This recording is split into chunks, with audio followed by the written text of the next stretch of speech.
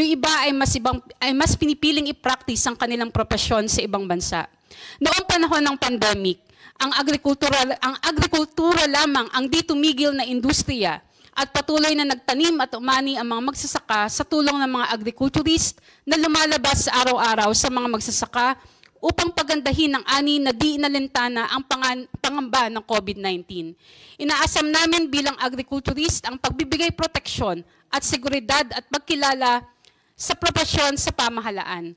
Ang ibang propesyon tulad ng veterinaryo, fisheries technologies at agricultural biosystems engineer ay maaaring ma-appoint sa posisyon ng agriculturist, ngunit ang isang agriculturist ay di naman maaaring ma-appoint sa posisyon ng veterinaryo, fisheries technologies o agricultural engineer. Sana ay mapahalagahan at mabigyan ng seguridad ang propesyon ng agriculturist sa pamagitan ng Philippine Agriculturist Bill. Maraming salamat po. Maraming salamat, Doktora, sa statement mo na yan. And tama-tama, sinabi ko nga kay Senator Robin Hood Padilla kanina, kaya hirap na hirap po si Secretary Kiko Chu Laurel, si Secretary natin ng DA, when the local government code was approved many years ago, the early 90s, dinevolve po yung agriculture sa ating mga local government units, dinevolve. Kaya nawala silang tao. Walang tropang DA actually, sa totoo lang. They are top-heavy, alam po ni Secretary yan. They're almost always in the regional offices and central offices. Wala na po silang mga sundalo, ika nga, na nagbibigay po ng mga payo or as technicians na bumababa sa mga purok, sa mga sityo, kung saan nagtatanim po ang ating mga magsasaka. And because of that, nasira ang ating master plan ng agrikultura. As a matter of fact, tama po sinabi mo, you can get an agricultural engineer and put him as a municipal or city agriculturist. But we cannot do the same for our profession. No? And yung being optional nga is another problem, yung optional hiring ng municipal and city engineer. Dapat city agriculturist, dapat yan ay mandatory. At dapat pumili po ang mayor sa mga licensed agriculturists, yung mga talagang may alam sa agrikultura. Nagtatawa na kami kanina dahil yung nangyayari na yon, maraming probinsya, mga syudad, mga munisipyo, ang kinukuha nila ay glorified landscaper minsan. Hindi naman agriculturist because walang requirement that it be professionalized, that there's no requirement for it to be a licensed agriculturist. So the mayor can actually choose his landscaper at ibig na magtatanim po ng bigas, ng palay, ng mais ay tinatanim, bugambilya, mga bulaklak, sa amin mga bulak, sa Bisaya. So yan ang nangyayari. And when the DA, pagbaba ng DA dyan sa mga lugar na yan, yung mga datos ay kulang dahil yung hinahire nga ng mga local government units ay hindi professional. So pag tinatanong, dito sa bayan mo, ilan ba ang magsasaka ng palay, ng mais, ng tubo, ng of course, nag-aalaga ng baboy. Pag hindi professionalized yan, walang datos maibibigay sa Secretary of Agriculture. Yan ang naging frustration din ng ating Pangulo nung siya po'y acting secretary ng DA. Sabi niya sa akin, Migs, hirap na hirap ako kasi kung saan akong pumupuntang probinsya, pag nagtatanong ako sa kanila, wala talagang maisagot yung local agriculturist, lalo na yung regional directors at umiinit na ulo niya palagi. So we have to change that, and I'm so happy na binanggit niyo po na sa halos lahat, almost 45 professionals in the country, from engineering to psychiatry to all the different professionals na graduates po natin. Ang agrikultura pa ang walang batas na nagbibigay po ng roadmap para sa ating mga ginagawa. So, will I like ask, of course, the different agencies, siguro kausapin po natin muna ang dito naman po tayo sa professional side. Sige ma'am, we'll recognize every one of you. So Ma'am Quiros, ikaw po ay Liga. Liga ng mga Municipal Agriculturists po, sir. Yan. Rizalina Quiroz. Nice Ako to po meet you, yung kumausap during sa PAA, sir. Yes.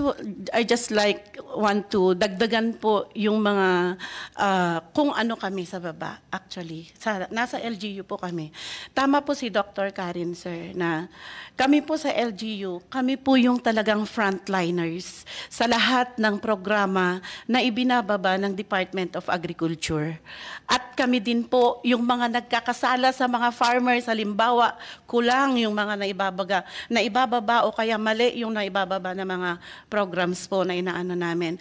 And kami doon din po sa baba, sa isang opisina ng agrikultura, ay kulang po yung mga tao. Kasi marami pong banners ang Department of Agriculture. Kaya yung isang engineer, nagiging livestock coordinator siya, nag-i-inject na rin siya ng mga kami po sa baba ay na kami, hindi lang po kami doon sa profesyon kung saan kami espesyalista, kundi generalist po kami sa baba. Lalo na meron pang isang opisina na municipal agriculturist, siya na rin yung technician. Ilan yung sisilbihan namin na mga farmers po. So, iyon po talaga parang, tapos ito pang position na natin ay hindi pa po, medyo nabagabag kami, sir, doon sa inilabas ng civil service na optional po yung municipal agriculturist. Paano na po ang agrikultura? We are na agricultural country po tayo. Sino yung gagabay sa mga farmers kung wala po yung mga agrikulturista? So, yun po, kaya po kami nagtulungan na po ang LEMCAP at saka PAA para naman po maisulong itong batas na ito para naman may proteksyon yung mga agrikulturista po. Halimbawa ngayon, marami na pong nagre-retire na mga municipal agriculturist. Tapos nung nabasa ng mga HR, yung naibaba ng civil service na optional yung municipal agriculturist, parang gusto na nilang i-abolish at palitan yung ABE. Kasi ang sabi nila, itong ABE mandatory, itong sa inyo ay hindi. Pero ito po, as the president po, kapag ganun yung ginagawa ng munisipyo, talagang nagpupunta po ako doon sa mga mayors, kinakausap ko sila na iba yung function ng isang municipal agriculturist sa biosystem engineer. So, yun po, naglalagay sila ng mga OIC. Meron pa pong doon sa baba, naglalagay sila ng mga OIC, hindi na naman po yung mga talagang registered agriculturist. Ibang course yung nilalagay nila doon.